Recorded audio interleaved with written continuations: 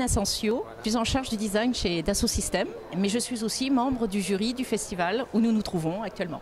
Justement, je crois que vous êtes une habituée de ce concours de design. Enfin, Tout à fait, ça va vers maintenant 10 ans, que ce soit à titre personnel, en tant qu'expert du design automobile au sein de cette éminente assemblée. Et puis je suis aussi la personne qui a créé ce prix qui s'appelle Creative Experience avec Dassault Systèmes comme sponsor depuis 2013. Donc c'est un prix qui souligne dans l'évolution automobile et du design automobile ce changement vers davantage d'expérience. L'expérience vécue, l'expérience de connectivité, l'expérience des usages, la transformation automobile que nous apercevons ici, autour de nous. Alors justement, la voiture, elle a toujours sa place en ville? Parce qu'il y a débat. Oui, non, la voiture a toujours sa place en ville. C'est juste le format, son format, sa proposition qui va changer pour quelque chose de beaucoup plus particulièrement piloté par la notion servicielle, expérientielle. Et probablement aussi avec cette notion de partage. Les voitures arrêtées en parking le long des rues, c'est quelque chose qui n'est plus acceptable en ville. On a aussi la notion de mobilité, c'est-à-dire de pouvoir être beaucoup plus dans du mode partagé, mais aussi multimode, c'est-à-dire passer d'une voiture à d'autres modes de mobilité. Donc en effet, la voiture urbaine va vraiment progressivement dans son style, dans sa forme, dans sa proposition, complètement évoluer vers ces nouveaux usages de la mobilité. Donc ce type de concept car, je crois qu'on n'est pas trop près de le voir en ville. Alors ce concept car est un programme, c'est un élément d'un programme qui est finalement le programme Easy de Renault, Easy Go, Easy Pro, Easy Ultimo. Ce sont des réflexions que l'on voit émerger chez les constructeurs, mais Renault n'est pas le seul, autour de l'autopartage, le robot-taxi, la voiture qui n'est pas forcément une voiture qui vous appartient, à laquelle vous allez vous attacher énormément à la fois d'investissement pécunier et émotionnel et affectif. Par contre, cela ne doit pas se faire au profit d'une certaine qualité de l'expérience, un luxe de l'expérience de l'autopartagé. Donc là, on voit une réflexion qui se déplace totalement autour des robots-taxis, vers des objets qui ne doivent pas être des, je sais pas moi, des frigos à 4 roues, mais bien des véhicules qui restent malgré tout incarnés et qui incarnent leur service et les expériences qu'on pourrait éventuellement avoir à bord. Donc ce projet, ce concept, ainsi que les autres ici présentés, en sont autant de manifestations. On voit aussi des qualités plus sportives, on voit des qualités plus utilitaires. L'objet, c'est de répondre de manière plus fine aux usages de demain. Quelque chose qui change beaucoup, c'est qu'il y avait quand même de l'affectif. Les gens étaient attachés à leur voiture, donc là on parle de voiture partagée, donc il y a une notion complètement, c'est une révolution on va dire oui. Intellectuelle. Je crois qu'il y aura toujours cette notion affective, c'est la façon dont on va projeter cette affection dans un business model. En fait, ce qu'on oublie, c'est qu'on peut en effet considérer de manière matérialiste que l'affection que l'on porte à un objet, c'est un objet qu'on aurait acheté. Or on n'achète pas sa femme, ni ses enfants.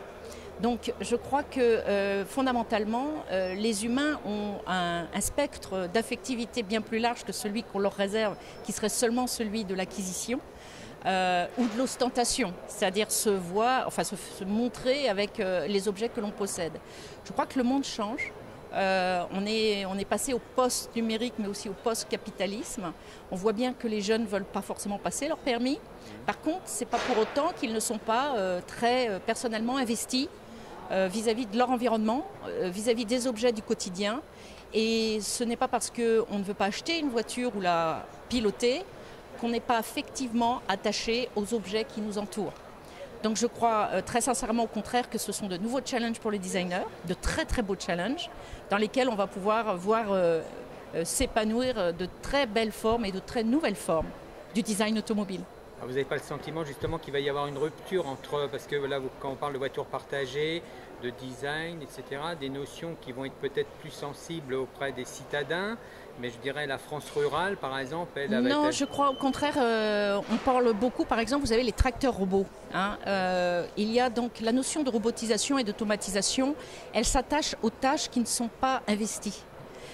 Donc ce n'est pas aussi simple, ce ne sera pas un découpage urbain, ruraux, ce sera davantage dans la continuité d'une expérience qui sera gérée par l'individu lui-même. Je suis chez Dassault Systèmes, donc je suis bien au fait des transformations que le numérique opère dans la façon dont on interagit avec les objets du quotidien. Et ce n'est pas une disparition des objets, c'est juste une recondition de l'expérience que nous avons avec eux.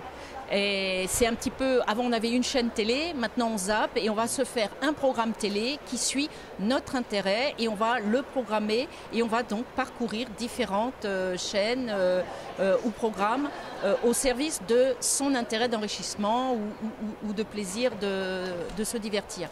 C'est la même chose, l'automobile va décrire des boucles expérientielles.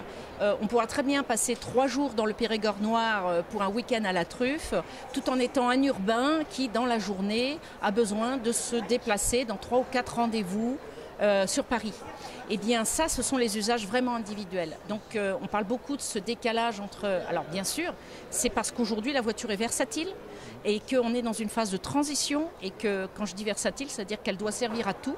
Et donc, quand elle sert à tout, lorsque vous contraignez les usages, à un moment donné, elle ne fait plus rien très bien. Et c'est ça qu'on vit aujourd'hui. Donc ça, c'est un encouragement à beaucoup de créativité, à une refonte totale des concepts. Et on n'en est qu'au tout début. Alors c'est normal, ça crée des perturbations, des réactions qui peuvent être aussi à la fois nostalgiques, la voiture d'antan. Je crois qu'il y aura toujours des voitures. Regardez, les technologies ne font que se superposer les unes aux autres. Le téléphone portable n'a pas supplanté toutes les technologies précédentes, juste dans son usage au quotidien, mais les autres restent là. La musique, des gens utilisent toujours le vinyle. Donc il y a même un retour. Pareil pour l'argentique. Donc je crois qu'en fin de compte, il y a cette évolution. Le design est certainement une force motrice de cette évolution. Mais on n'est pas dans une projection alarmiste et je dirais un petit peu cloisonnée qui réfléchit finalement avec les modes du passé et non pas celles de ce qui vont venir. On ne pourra pas prédire, mais on va le faire.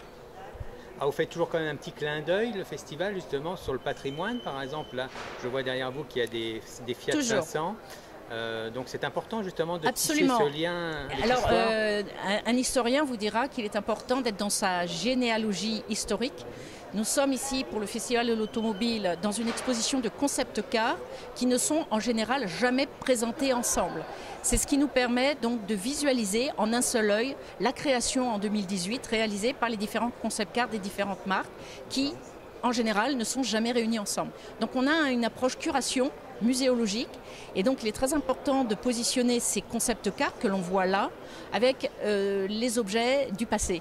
Et donc on est dans la continuité. Si on prend la PSA Peugeot Légende, on est à la fois dans une projection sans complexe dans le futur, tout en étant très clairement dans un clin d'œil rétro du passé, de la 504 coupé et d'autres expériences très affectives qu'on a pu avoir avec ce véhicule.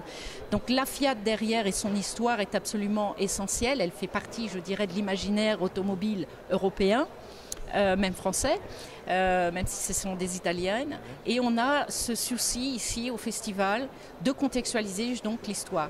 Et nos yeux, nos cerveaux permettent de mieux présenter l'avenir lorsqu'on connaît bien le passé. Et c'est aussi l'objectif de nous réunir comme ça ici aujourd'hui. Une dernière question, la place des femmes justement, parce que la question. Je crois qu'il n'y a pas la parité dans votre jury. Non, mais c'est pas simplement au niveau du jury, c'est vrai aussi au niveau des femmes designers qui représentent autour de 10, 15. Chez les ingénieurs, parfois, ça monte jusqu'à 17%.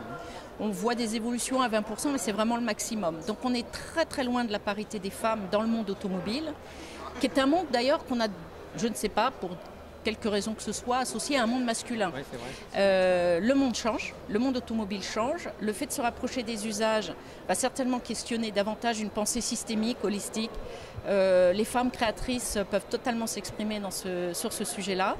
Et très clairement, on devrait, parce qu'on évolue dans notre relation avec l'automobile, probablement voir davantage de femmes s'exprimer dans ce domaine. Il y a des attentes particulières selon vous, les femmes? J'ai parlé avec Chantal Thomas là, qui me disait, bon, c'est sûr que la décoration, enfin, il y a des côtés... Les femmes ont une sensibilité et une exigence particulièrement pointue sur la partie expérientielle, sensorielle, qui est directement ce vers quoi l'automobile va devoir tendre. Un robot taxi comme celui-là n'offre plus aucune satisfaction, plaisir de conduite. C'est un autre champ des sens qui vont être suggérés ou stimulés.